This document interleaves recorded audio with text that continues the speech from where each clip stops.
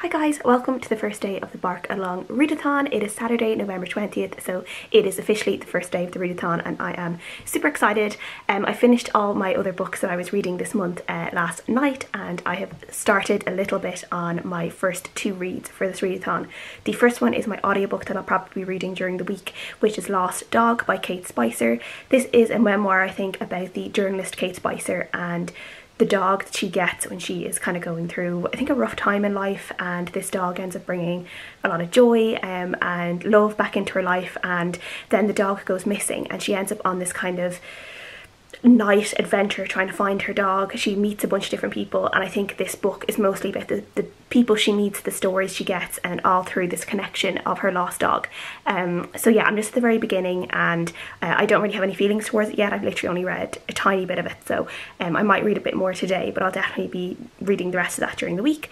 And then I also started Lily and the Octopus by Stephen Rowley, which I'm really enjoying so far, following an owner who, his dog seems to have some sort of tumour on her head, and he's struggling with dealing with that. Like, his dog's 12 years old, she's older, and he's struggling with the fact that this could be something really serious for her, and that, you know, he potentially might be losing her sooner than he thought he would. So it's just about his kind of coming to terms with that, and then him talking about his dog and like his relationship with his dog and how much he loves his dog. And yeah, so far so good. I'm really enjoying it so far. I think it's funny, it's endearing, it's lovely. If you're a dog owner, you can definitely like connect with it pretty like straight away. So yeah. And so far we've had a very eventful start to the readathon, because I'm actually just back from the vet with this poorly puppy because she decided that she wanted to eat chocolate for breakfast. So I caught her eating a square of like dark chocolate, and I didn't want to take any chances, especially with her being so young, so I just brought her up to the vets, and they're after making her get sick and throw up basically all her breakfast, including the chocolate that she ate. So yeah, I think her tummy is just feeling very sick at the moment, and she's definitely out of sorts now. She's a little bit under the weather. I say her tummy just isn't feeling right at the moment after being made to throw up, but luckily the chocolate's out, she is not going to be poisoned, so that's the main thing. So yeah, so that is the story. We had to start it off with a bang. She decided that she was going to start it off with a bang, so she certainly did that. And you're to sleep. You're to sleep. You will. You're not feeling well? You're not feeling well? You're a naughty puppy. You're so bold. A bold puppy getting chocolate.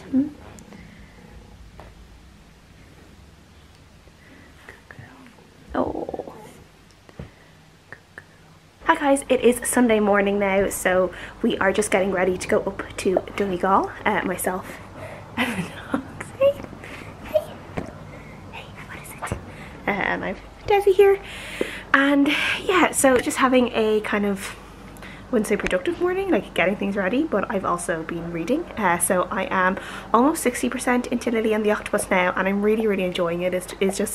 It's really sweet, but it's like bittersweet, because obviously the whole thing is about this little dog having this octopus on her head, which is obviously supposed to be, you know, like a tumour, and it's the owner like overwhelmed with his love for his dog, his, you know, his desire to save his dog, but then also coming to the realization that this could be it. Like, he might not be able to save her. He might just have to, you know, make her last few months like as comfortable as possible, and just make sure that she has a good time up until the very end. And definitely as someone who like has lost a dog this year and has had to kind of come to that realization of like looking at a dog and knowing that they're not going to be okay, and that you're going to have to say goodbye to them, like, it's such a heartbreaking prospect, and just the love and the hurt and all of that is just, it's so overwhelming. But yeah, so I really like can feel the feelings that like this book is bringing up for me, and I definitely like identify with it a lot. But I'm really enjoying it. I think it's in like a lovely humorous way. There's like a sweetness to it, as I said.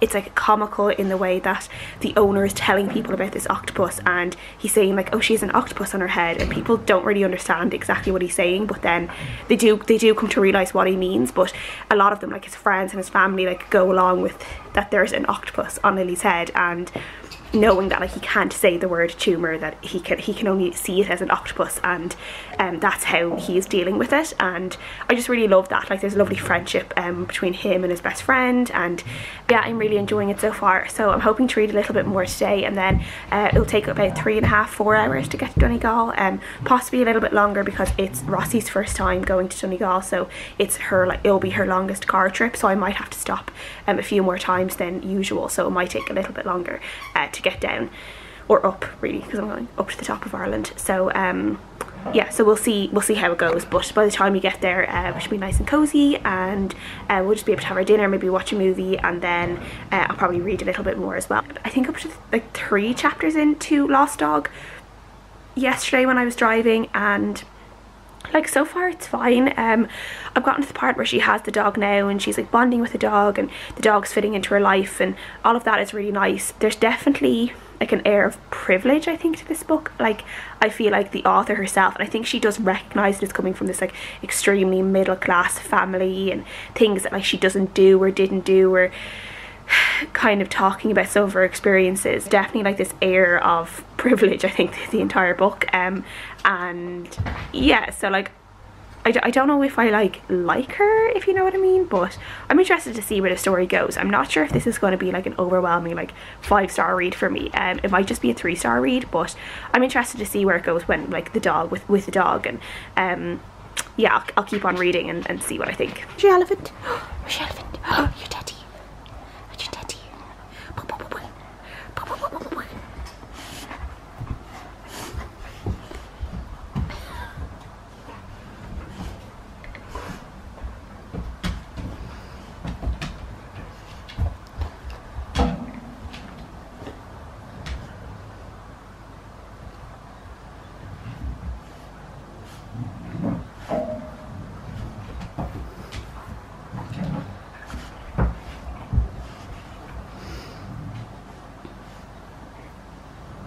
Where are we going? Where are we going? You want to go? Go to the beach? Desi, you want to go to the beach? Good boy. So it is now Sunday evening. We are in Donegal. As you can see, it is currently almost 12 o'clock, I think, or it is 5 to 12, so it is late. We've had a long day, we had a long journey.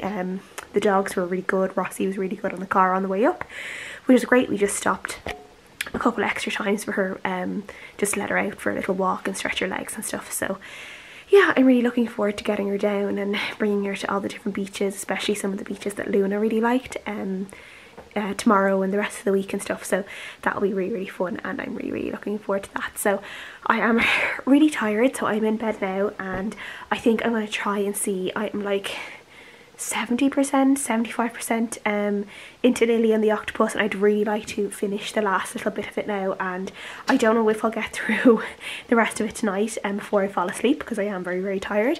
But if I don't finish it tonight, I will be finishing it in the morning, and I will let you guys know what I think and then what I'm going to read next, because yeah, I am just ready to finish it now and find out what happens, and yeah, that's the story. So I'm really tired, but I want to read, so like yeah, it's like a battle going on at the moment.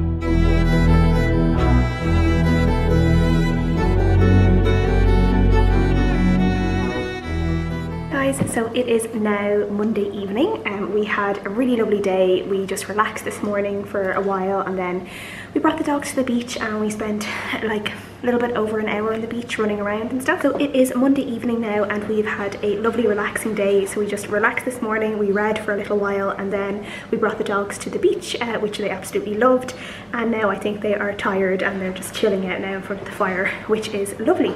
So I am just doing dinner now. I'm making a veggie spaghetti bolognese, which I'm very much looking forward to, and I wanted to hop on because obviously I finished Lily and the Octopus last night as I said I was going to, and I managed to squeeze in the last 2 chapters before I fell asleep. I did really enjoy it. I gave it a 4 out of 5 stars. I do think it wasn't quite the 5-star read for me, and I think it was because I thought it was a non-fiction where this is a fiction book, and while it's still a really sad story, I do think there was parts of it near the end that were a little bit too wacky for me, I guess, and I guess you weren't really the state of mind of the owner of Lily.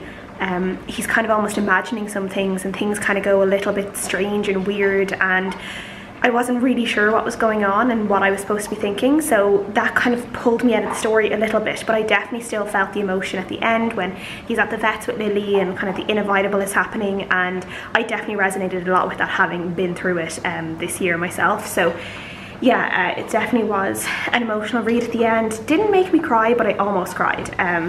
So yeah, and at the moment now I've picked up another fiction book that is Bertie the Blitz dog by Libby Parker. This is just a really sweet World War II story where you're actually getting the story of World War II through the eyes of Bertie, this little dog whose owner died, and then he ends up kind of as a stray and he hops from family to family before finding this family with a little boy that take him in.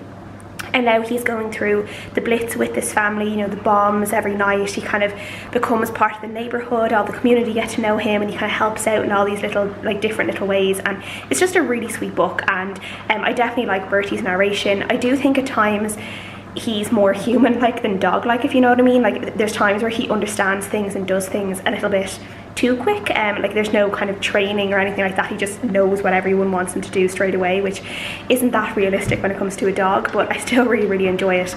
I am 150 pages in and I'm definitely going to be reading more of this tonight and hopefully get another chunk of it done. So yeah, I am really enjoying it so far, so I'll update you guys when I've gotten more of that done.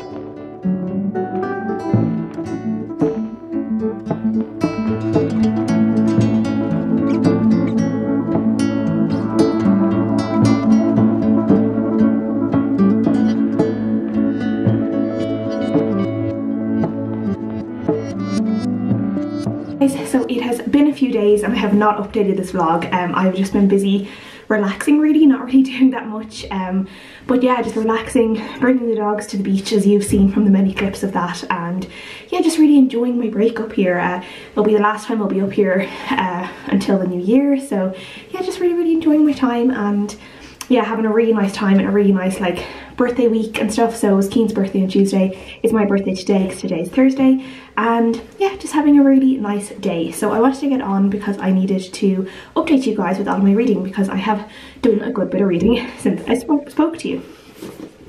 So the last time I spoke to you, I was just starting Bertie the Blitz dog. I was about 150 pages in and I have finished this and I really did enjoy it. It's a really sweet read. It's like there's not... It's a really interesting take in terms of like a World War II story through the eyes of a dog. You're seeing what London was like and what the war would have been like for pet animals, in terms of just like the scare, like the fright and the confusion of it all, and then as well how people were almost told to treat their animals. They were told to abandon their animals. People were looked down upon for you know, bringing their animals to the shelters and then the animals taking up room, or even going and queuing for like offal and things like that, and cut off meat and things that humans wouldn't eat for their animals. And we see Bertie and his owners, his new owners, go through all of that, and it was just really interesting to read. I will say I do think that it could have been paced slightly better. I think it was a little bit slowly paced, and by the end of the book I felt like it was running out of steam and I was losing a little bit of interest in the story. We kind of go through his first two families very, very quickly. I paced a little bit better where that was maybe like a bit longer. We had a little bit more time with his original owner before she passed away, and then we had a little bit of extra time with the family he found after that, before he gets kind of his permanent family. I did really enjoy seeing how he became part of the community and everyone knew him, and he kind of helped out in loads of different ways when it came to like the war effort and companionship and things like that. So that was really, really sweet. I do think in terms of his narration, Bertie's narration, for the most part it was really good and I really enjoyed it, but he was definitely on like the serious side for a dog, and there were times you would almost forget that like it was a dog narrating the story and not a human. And there was also times where like he would respond to things around like people looking different and not recognizing people because of how they looked. And when you think about it with a dog's primary sense is their sense of smell, so they would rely on their sense of smell first, I guess, rather than sight sometimes. So yeah, there were just things like that where I was like, I don't think it was really like accurate in terms of like how dogs would see the world, if you know what I mean. But overall I did enjoy this and I gave it a 3 out of 5 stars, and I would recommend for someone who's just like wants a nice doggy read to check out. After that I finished a book called Particulars of Peter, and that I've read for the last couple of days, and I finished that this morning, and I quite enjoyed this one. This is just a humorous non-fiction book about a woman and her obsession with her dog called Peter, and it's just this really funny memoir. She kind of talks about her life with Peter, how she got Peter, how she adopted him, and then just like how her obsession with Peter like deepened with every single day, and the different things that she like does with him, like checking out like the dog DNA profile, and then things like checking out like dog agility and dancing with dogs and dog ghost hunting and all this kind of stuff. And it's really humorous, and I just really enjoyed the tone of the book. It's one of those ones that like it's very light and easy to read, and you could just pick it up and read a chapter, have a few smiles with it, and like maybe laugh along with some of the things that Kelly was saying. And yeah, I just really enjoyed it, and I just really resonated with the book as an owner who's also completely obsessed with my dogs. And I think if you are a dog owner, and a dog owner who loves your dogs, who your dogs are like your whole life, you will definitely like resonate with this book. You will enjoy it for what it is, which is just a light, nice read, perfect for dog owners. So I gave that one a 4 out of 5 stars, and yeah, I really, really enjoyed that. And then the next book I want to read is What the Dog Knows, which I talked about previously in my TBR video. And this is a non-fiction book that looks at dogs, like dog noses and dog scents, and how dogs can be trained to use their noses in so many different amazing ways to help humans. And we're just having a look at how a dog sees the world, and I think this is going to be a really, really interesting one. It's one that I have wanted to like read for a while. It's been on my shelf for a while, and I'm just super interested in it. I feel like this was a really random book I picked up in an airport maybe one time. I think either in Dublin Airport or Gatwick Airport I picked this up. I think, I can't remember exactly where I got it, but I definitely feel like I picked this one up in an airport. It was like one of those random books that I saw, and I just definitely liked the cover as well. So yeah, I'm really eager to read this, so I'll be starting this one today.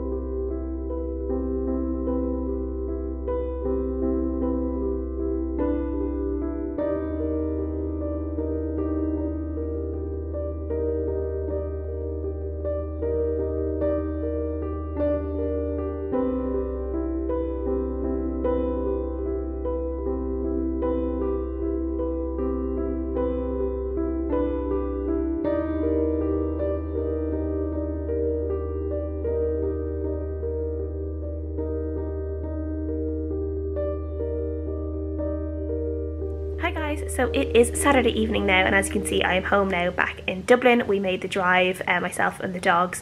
We drove back home today, and yeah, we are tired I think from the journey. The dogs are both cuddled up now in their beds and they've had a little treat, and yeah, so we are ready for another cozy evening before we have to go back to work now on Monday, get back to the week, but at least we have one more day of the weekend to acclimatise back to Dublin and get ready for the working week on Monday, and the dogs can get ready for another week of being dogs and being pampered and living the best life of just sleeping and being walked and being fed and yeah, being cute and cuddly and as beautiful as they are.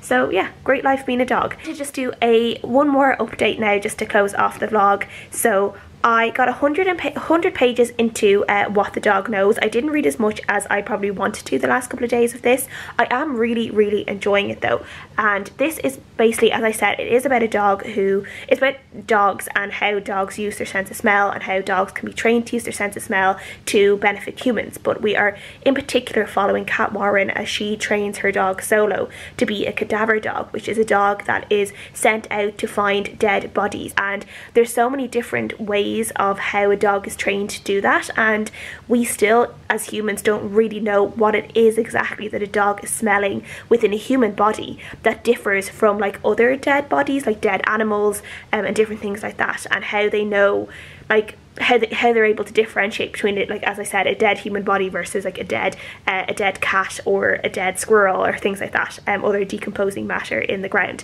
So it is very interesting, and I definitely am going to be continuing to read this, and yeah, I'm going to get another chunk of it read tonight and really enjoying it so far. So I think this might be like a really like 4 or 5 star read, and definitely one of the strongest books I've read during the week so far, so I am enjoying that. And then I wanted to do a quick update on my audiobook, which I actually only have 9 minutes left of, because by the time I listened to it all the way home from Donegal, and by the time I got into the driveway there was literally only 9 minutes left, and I just haven't picked up the phone to I've just been doing other things. I've been editing the vlog as well, and when I got home I just got cozy and got warm, so I need to finish those 9 minutes. But I can say, like, this book, it wasn't a bad book. I enjoyed what Kate was writing about Wolfie. I think the book is split very much into 2 halves. The first half is all about her getting Wolfie and how he like changes her life, how he makes her a better person, how he brings stability into her life, and she kind of steps away from kind of this party environment that she was in, where she was doing drugs and drink and late nights and like early mornings, all those kind of things, and like really like that was really bad for her. And how she's someone who always decides children wasn't a thing that she wanted to do. So when she brought Wolfie in, she kind of ended up in this kind of community, and she got this like stable like thing other than her boyfriend in her life, and yeah, he just gave her life like more meaning and full of love and things like that, and really like changed her for the better. And then the second half is when Wolfie disappears, and he actually has disappeared for like a really long time, like over a week, which is like just horrifying to think about. I just, like, my blood runs cold when I think of my dogs being out anywhere alone and cold and not knowing what to do and being scared. Like, I just hate the thought of that. So yeah, I really feel for her going through Wolfie being missing and like doing everything she can to find him, and kind of coming up against people who think she's overreacting, or people who think after a couple of days that like all hope is lost and she should stop looking and things like that. So yeah, I definitely like really liked like all those parts of the book. I will say, like, the parts of the book that are like about Kate and her life, I don't care about. I like Wolfie in her life, but I don't really care about Kate and her life. As I said previously, she is a very like privileged middle to upper class or upper middle class person. Well, she is like a freelancer, she's a columnist, like she does kind of live in a way paycheck to paycheck. She still lives a very privileged life. Like, she doesn't really know poverty in a way that others will have known it, if you know what I mean. And there's times where she says things or makes kind of like jokes or things about things that I'm just kind of like, I don't think I like you. I just don't think I like her as a person. I'm not sure, and it could be because like I don't know. I think she's known as like quite a well-known columnist in the UK media, and obviously we don't get the UK papers over here or anything, or we can get them in some places, but like we wouldn't read them over here, so I wouldn't know her from like her work. And so I went into this book as just a memoir about a dog. I wasn't going into it a book about Kate Spicer writing about her dog, because I didn't know who Kate Spicer was. So I don't know if you'd go into this knowing who Kate Spicer was and liking Kate Spicer. Like, you'd probably have a very different experience for me, where I've gone into this not really knowing her style of writing, or not really knowing her style of humour or her personality, and all of her own quirks and her prickly bits and stuff like that. So yeah, I'm very much judging her as a first meeting on this book. I'm not sure if that's like exactly the way you're supposed to do it, but that's what I've done. I'll say it's definitely not going to be more than like a 3-star read for me. It's probably like on the lower end of a 3-star read for me, and those stars are all just because I really like Wolfie. And I will say it's not a badly written book by any means. Like, she can definitely write, and the audiobook, she narrates the audiobook herself, and I think she does a really good job narrating her own audiobook too, so props for all of that. Just in general, as I said, I just don't really care that much about her and her life.